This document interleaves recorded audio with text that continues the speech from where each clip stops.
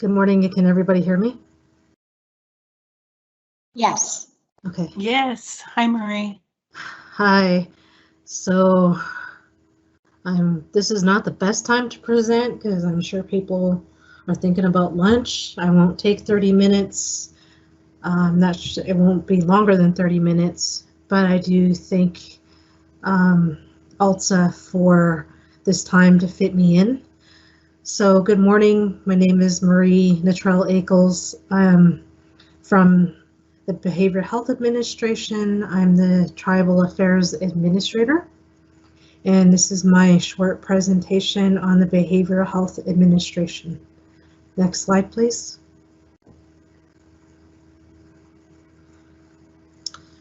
So I already did an introduction. I started this position in January of this year, and as you know, this is not the best way to start a new position working remotely and working for a new administration. Before I started this job, I was coming from the Office of Indian Policy as a regional manager. So a little bit about Behavioral Health Administration. They transform lives by supporting sustainable recovery, independence, and wellness. They have inpatient treatment and recovery and support for youth and adults, known as behavioral health, and then they oversee the state's adult forensic mental health system. Next slide, please. So we have 3 psychiatric hospitals. One is the Child Study Center, which is Washington State Psychiatric Hospital for children and youth up to age 18. The center engages families and teens to participate in psychiatric treatment and educational services and plans for these young clients' success to return home to their community. Then we also have Eastern and Western State hospitals. They provide evaluations, competency restoration, inpatient psychiatric treatment for individuals with serious or long-term mental health illnesses. These hospitals deliver evidence-based and effective inpatient treatment programs, interventions, and activities that promote patient recovery. Our therapeutic approach is designed to empower patients, instilling hope, support, self-discovery, and independence. We also have the Office of Forensic Mental Health, and this department is responsible for the management of Washington's adult forensic mental health care system, providing competency evaluation and restoration services. We have the forensic mental health services and competency restorations are for adults involved in the criminal justice system. And finally, we have the Special Commitment Center, which is a specialized mental health treatment for civilly committed sex offenders who have completed their prison sentences. Superior courts in the county in which an individual was previously convicted of a sex crime has the authority to determine if individuals meet the legal definition of a sexually violent predator and to civilly commit them to the Special Commitment Center. Next slide, please. So, as I previously mentioned when I introduced myself in this presentation, I am the Tribal Affairs Administrator. I am the first designated Tribal Affairs Administrator for the Behavioral Health Administration. There were previous liaisons, but that wasn't their only job. So since I started in January, I've had time to look at BHA facilities and evaluate programs and see where there's needs and gaps in services. So one of the areas that I identified is policy, and I'm creating a cultural competency policy that's in the works right now, but it's centered around medication use. So for example, say if you have a patient that's native and they're prescribed antidepressants and they say, I don't want to take this medication because it conflicts with my cultural beliefs, there isn't a policy in place on how to work with such a patient. I'm creating that policy. The second is around the use of alternative medicine. So if we have a Native American patient that comes in to a BHA facility and has sweetgrass or traditional tea that they say is from an elder that they want to use and they want to take it in conjunction with their prescribed medication, there's no policy in place, which is why I'm creating that policy. And the third is around the protection of sacred items. So for example, when Native Americans enter these facilities, I want to ensure that if they have regalia, sweetgrass, eagle feather, that staff, BHA staff knows how to effectively work with these individuals and handle these sacred items. And then I've also created like definitions for culturally, being culturally competent, cultural respect, Native American cultural practices, Native American sacred items.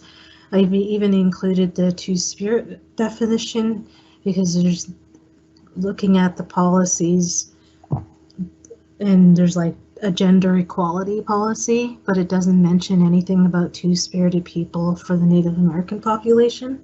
So I want to educate BHA on, two-spirited and these cultural competency policies. And also like walking into worlds, which is, something that we know very well as Native people, that we have to try to maintain our language, our culture, and our traditions and our spirituality within a dominant society. So having to do that, it can be sometimes contrasting and conflicting for us in our basic values and ways of being and in our belief systems, as well as in our languages and our behavior. So that's in the works. So I've also identified the areas that I'm focusing on in this position, which is advocacy and outreach for Native American patients in BHA facilities.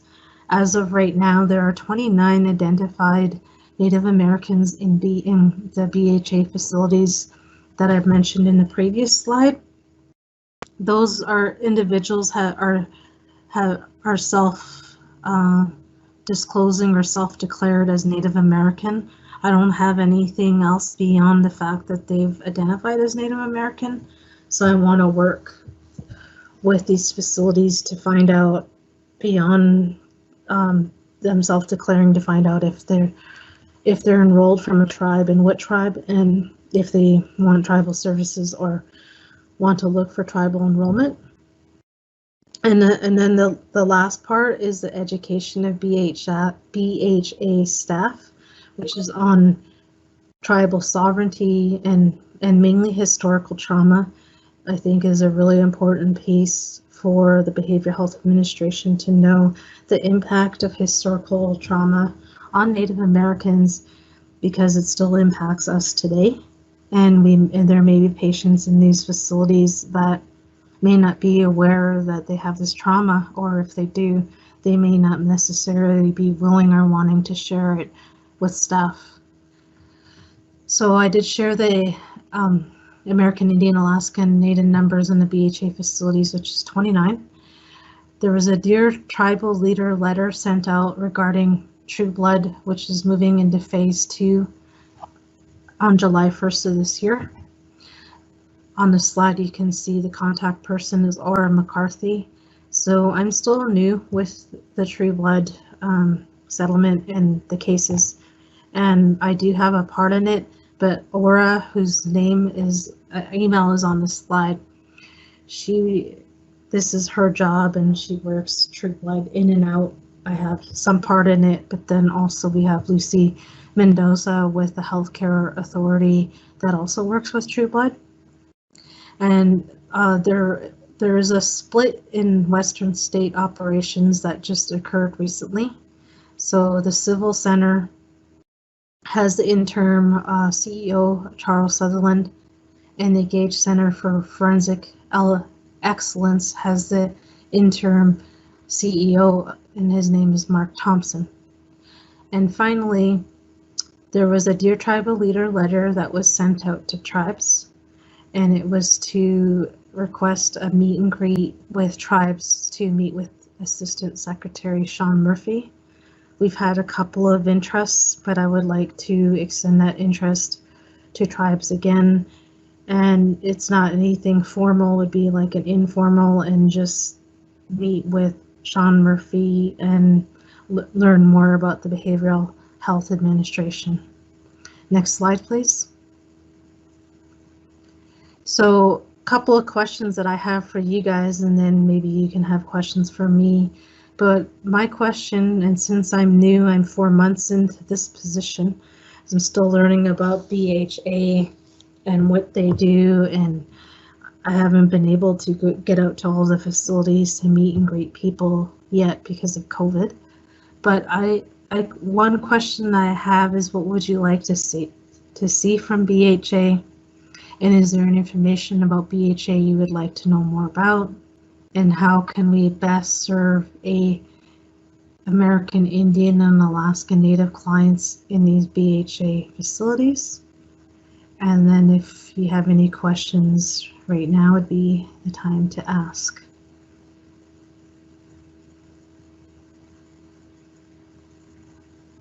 Thank you, Marie. I don't see any questions at this time. Okay. But we might give it a minute or two. Okay. Well, I do appreciate the time and your attendance, and we're almost close to lunch, so thank you everybody for hanging in there right before lunch. It's not my favorite time to sit and listen to a presentation.